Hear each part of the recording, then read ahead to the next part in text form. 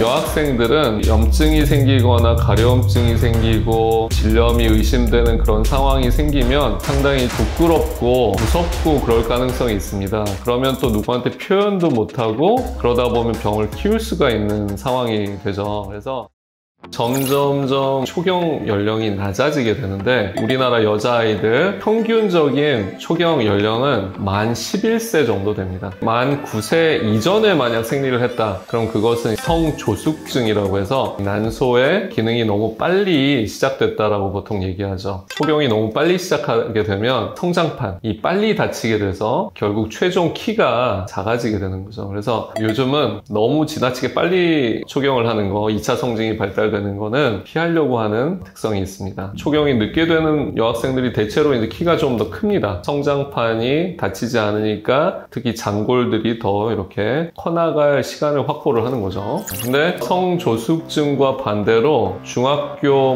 2, 3학년이 됐는데도 생리를 안 한다라고 하면 특히 이제 어머님들이 이제 걱정을 하게 됩니다. 그 유전적인 이유라든지 개인적인 특성 때문에 생리가 조금 늦게 되는 경우는 일반적으로 있을 수 있습니다. 평균이 11세인 거지 늦게 시작했다고 문제가 되는 거는 일반적으로 아닐 가능성이 높지만 그래도 혹시 난소의 발달이라든지 발달에 영향을 주는 뇌하수체에서 분비하는 어떤 호르몬의 문제가 있는지와 같은 거는 이제 확인할 필요가 있는 거죠. 산부인과에 와서 한번 검사를 해보는 것이 좋겠습니다. 일반적으로 어떤 문제가 있을 수가 있냐면 뇌하수체에서 난포자국 호르몬이라든지 황체 형성 호르몬과 같은 난소가 활동을 하게끔 신호를 주는 호르몬의 이상이 있을 수가 있고 두 번째는 자궁이나 난소에 어떤 선천적인 기형이 있을 수도 있습니다. 그리고 드물긴 하지만 난소가 없는 경우도 있습니다. 보통 이제 터너 증후군이라는 것이 있는데 난소가 굉장히 작아져 있거나 난소가 없는 어떤 염색체 질환이 있을 수가 있죠. 그래서 미처 알지 못하는 어떤 유전적인 질환도 발견되는 경우가 종종 있기 때문에 가볍게만 생각할 것은 아니다 라고 말씀드리겠습니다. 일반적으로 말하는 자궁경부암 백신은 사실은 인유두종 바이러스 백신이라고 합니다. 좀 이름이 어려운 바이러스가 있는데 그것이 보통 여성에게는 자궁경부암 아니면 질암, 드물게는 항문암 이런 것들이 이제 발생시킬 수 있는 바이러스입니다. 이 바이러스가 남자에게도 이제 감염이 되고 경우에 따라서는 질병을 유발할 수가 있는데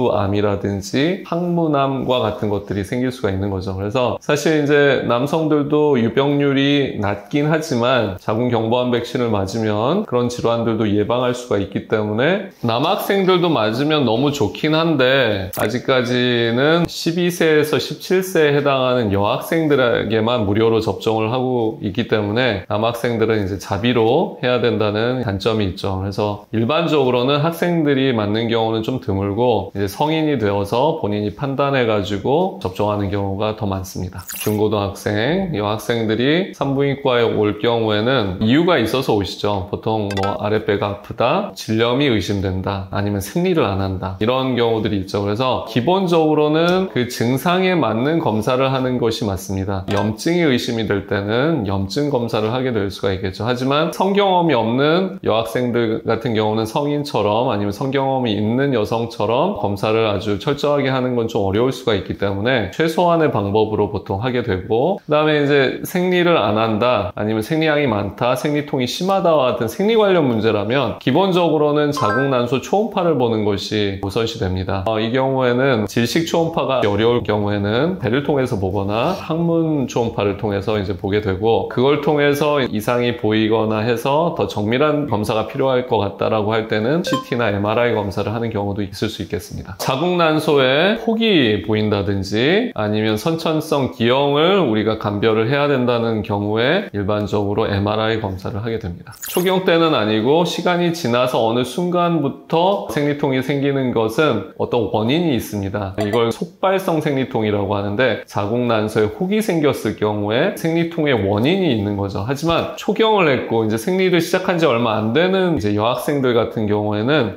원인이 불명확한 거죠. 이거는 원발성 생리통이고 원인이 없이 생기는 그런 생리통이라고 합니다. 미성숙한 자궁과 난소이고 신경도 굉장히 예민하고 해서 극심한 통증을 느끼는 것을 말합니다. 그래도 다른 자궁난소 혹이 있지 않은지 일반적으로 생리통이 극심할 때는 초음파를 통해서 확인을 하게 됩니다. 학생들이 질염이 이제 생기는 경우가 많지는 않지만 그래도 이제 종종 생길 수가 있는데, 일단 첫 번째로 생각할 수 있는 것은 혹시 이제 성관계를 갖지 않았을까를 이제 생각해 볼 수가 있습니다. 아무래도 청소년기에 외부 생식기라든지 질의 상태가 약한데 성 접촉이 있을 경우에는 아무래도 세균성 감염에 취약할 수가 있고, 청결하지 못한 상태에서 혹시 성관계를 했어도 감염의 위험이 이제 높게 되겠습니다. 다른 원인으로는 비위생적인 어떤 환경이라든지 배변 습관이 잘못돼서 생기는 경우도 있습니다. 여학생들, 여아들도 마찬가지인데 대변 본 후 뒤처리를 할 때 앞에서 뒤로 닦게끔 좀 교육을 하는 것이 좋습니다. 왜냐하면 뒤에서 앞으로 할 경우에는 대장균이 질을 침범하기가 쉬운 환경을 조성할 수가 있기 때문에 배변 교육도 중요할 수가 있겠습니다. 질염이 생기면 일반적으로는 항생제 치료를 하게 됩니다. 보통 이제 먹는 약을 많이 쓰게 되고, 경우에 따라서는 질정을 쓸 수도 있고 바르는 약을 쓸 수도 있습니다. 세균성 질염은 질에 이제 나쁜 유해균들이 이제 생기는 거를 말하고, 유해균들이 이제 득세를 하게 되는 거죠. 근데 이제 질은 상재균이라고 하는 젖산균, 보통 이제 유익균들이 존재하게 됩니다. 그런 유익균들의 수가 감소하면 유해균들이 득세를 할 수가 있죠. 그래서 가급적이면